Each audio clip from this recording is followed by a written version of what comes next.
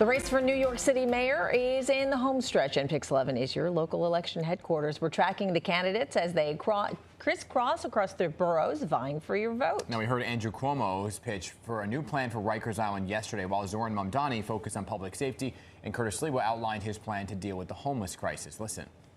You've got to get the homeless people in to safe shelters. I've been in a third of the 350 shelters that are run by the Department of Homeless Services, some of them MICA shelters for the mentally ill and chemically addicted. They belong in mental health care hospitals. I'll be walking with officers, whether it be in the subways, but also in getting a better understanding of what it means to be a police officer across New York City. It is already years late, billions over budget, and obsolete. We should rebuild new state-of-the-art jails on Rikers Island.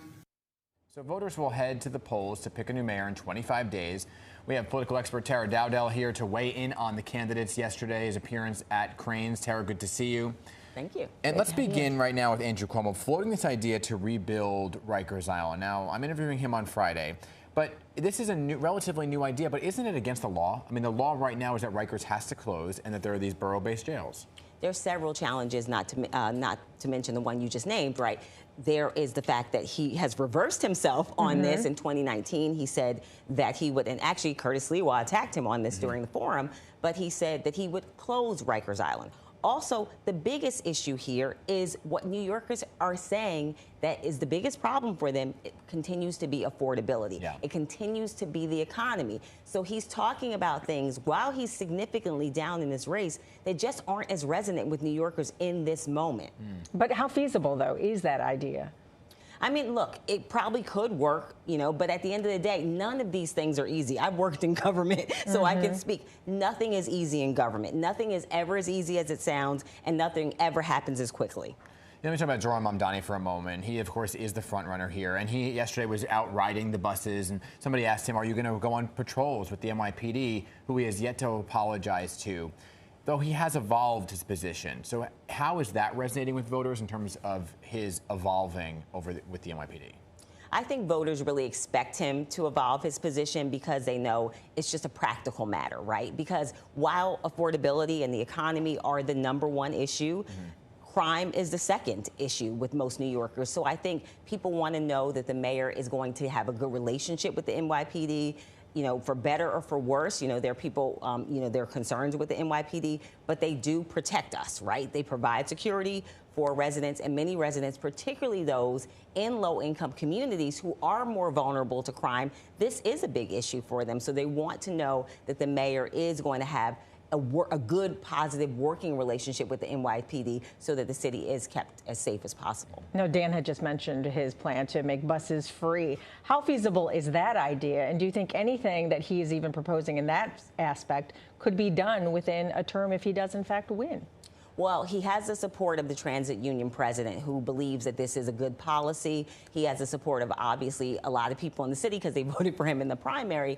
I think, look, it is possible, right? I think he could possibly do it. It's going to require taxes on wealthier New Yorkers, which a lot of people in New York feel that should be who should be shouldering a lot of the, you know, the costs for services, because they're benefiting financially from the economy while most people are working just as hard, if not harder, and not benefiting. So I think that he could, if the political will is there for him in the city council, I think it's absolutely feasible, and it's happened elsewhere. I mean, the ferry to Staten Island. He needs Albany. And in Albany as well, yes, but the ferry to Staten Island is free, right? Like, so it's not like this is completely unheard of, and he would need that support. But if the people support it, at the end of the day, Albany will support it. Yeah, I mean, all of these candidates have ideas that the big question that I'll be asking them over the next 3 weeks is the how factor. They have these ideas, but it's the how and what's your backup plan if you don't get the city council or if you don't get Albany. Curtis Sliwa, for the Republican candidate, he got endorsed this week by Rudy Giuliani. That raised some eyebrows because of his comments on women and public safety. So will an endorsement from Rudy Giuliani help Curtis Sliwa, who really needs help right now? He's in 3rd place. I don't think so. I don't see that at all. And then the comments that he made on women, I mean, I think he forgot that the debate is happening. His forum was in 2025, not 1955. I mean, I think this is going to be a problem. This is an albatross. Just remind people what he said. Oh, he referred to women as like being like unsafe, but the metaphor he used was Bambi, which is a very old cartoon. I happen to be aware of it, but it's a very old cartoon. And as if women are helpless creatures, right? Literally animals, helpless animals. And so that's just not going to go over well, especially in New York City, where you have so many highly educated, self-possessed women. This is like and I don't think that would go over super well in Mississippi, quite frankly, let alone New York City. And just real quickly, the grand scheme of things, bottom line, do forums like this, do you think they're going to make a difference right now, or do you think most people are already decided? I think most people have made up their minds. I think the polling speaks to that. If there's such a huge gulf between Mamdani and Cuomo and then Sliwa that I don't see there being an opportunity to make up ground. And I think the albatross around the neck of both Sliwa and Cuomo is that people really want change and they want a bold vision.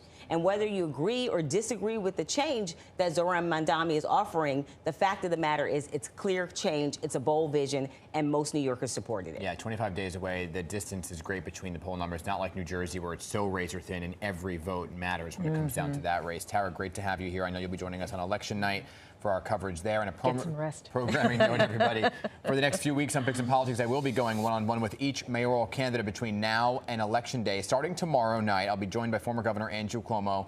Each candidate is getting a full episode for a wide-ranging conversation. On the 17th, I'll be sitting down with Republican candidate Curtis Sliwa. And then on October 24th, I'll be joined by the current frontrunner of the Democratic Party, State Assemblyman Zohran Mamdani. So tune in tomorrow night for our first in this series at 6:30 p.m.